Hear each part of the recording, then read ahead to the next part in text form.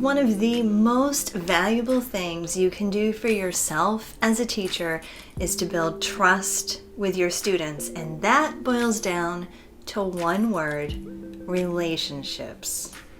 For the best ideas in arts integration and SEAL, social emotional artistic learning, subscribe to the Inspired Classrooms channel and hit the bell to be notified when we drop a new video. I'm Elizabeth Peterson. Let's get started. If you're having a hard time in your classroom or with a certain group of students, chances are a lot of the issues are stemming from trust. And the hard question to ask yourself is, do your students trust you? Now, hang on a minute. I know you're a trustworthy person, but this is actually less about you and more about your students. You may have some students that absolutely adore you, and maybe a few that think you're pretty darn cool, but chances are that there are some students that just don't trust you or are a little weary when it comes to trusting people in general. These trust issues can lead to power struggles, apathy in your classroom, and some downright bad behaviors that leave you throwing your hands up in the air. But I get it. Believe me, I get it. Now, I bet you really want your students to respect you. I mean, you're an adult, a teacher. You deserve respect, but you can't demand respect. You have to earn it. Yep, even if you are the oldest, wisest, most brilliant of teachers, you have to earn your students' trust. And all of this boils down to one thing, and that is relationships. If you want your students to do good work, stay calm in your classroom, or just respond to you when you need them to, you have to build your relationship with them. Think about it for a moment. If you can think of at least one student that would benefit from a little relationship building, type at least one in the comments below. Okay, let me give you an example of one of my students, and then I'm going to give you 3 ways that you can build relationships and start earning that trust. Okay, so first, let me tell you about Sam. Sam is one of my students who has a very, very hard time in school. He needs a lot of accommodations and modifications with his schoolwork, and he's at the age now where this really is affecting his self-worth. In other words, he does not think people like him. He gets really defensive and absolutely has trust issues when it comes to peers and adults alike. Now, at the beginning of the school year, I tried to make sure Sam was included in all the activities and that he understood his schedule and got the small group or one-to-one attention he needed for his academics while he was part of my general ed classroom. But see, it didn't really matter because he resisted everything that I tried. And then one day I decided to just make a conscious effort to start up a conversation with Sam once he entered my classroom.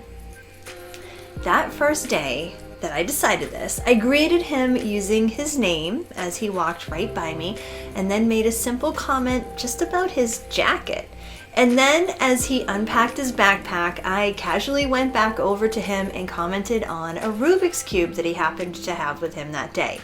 I asked him if he knew how to use it and if he was any good, and he started to show me how well he could maneuver the parts.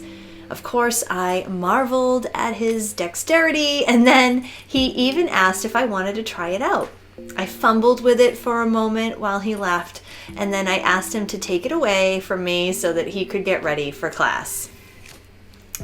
I swear to you, the rest of that day, Sam was almost pleasant to work with. It is amazing how having a simple conversation and sharing a little back and forth with a student can make an amazing difference in your relationship. Now, I make it a point to make contact with Sam every single day, and if for some reason I miss it, it really shows, and I have to do a little bit of damage control by going over to him and striking up a conversation. Now, Sam isn't the only one that I need to touch base with every day.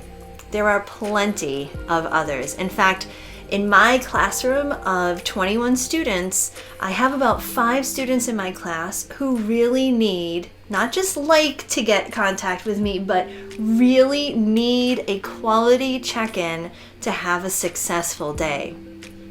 So that would be my number one way to build relationships in your classroom. Start with a conversation with a student to show you really care about them. In this video, I mentioned all about how important it is to show your students that you care. It's a foundational skill of every SEAL teacher.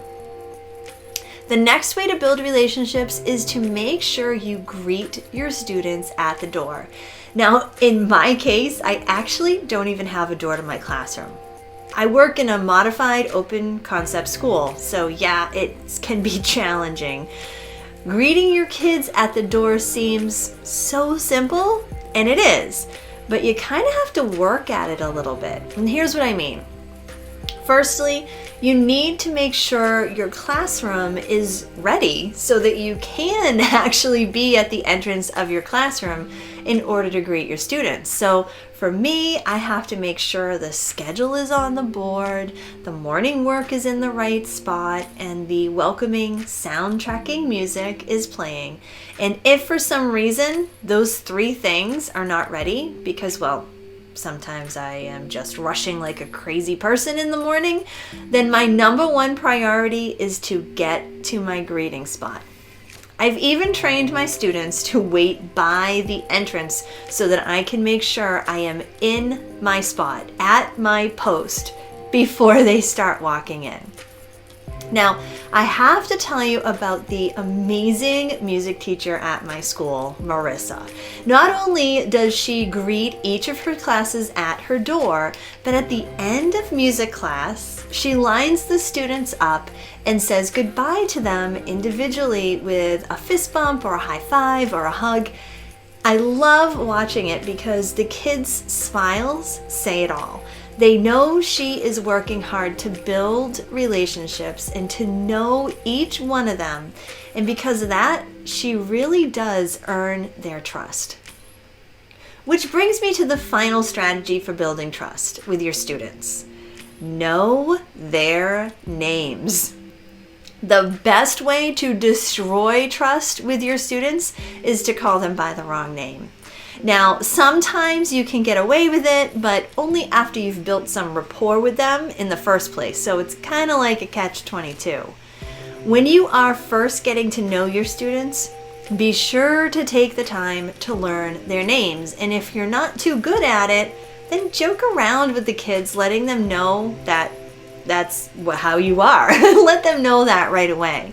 When I taught music to middle schoolers, I would get 200 new students a year and have to get to know 600 names of 6th through 8th graders.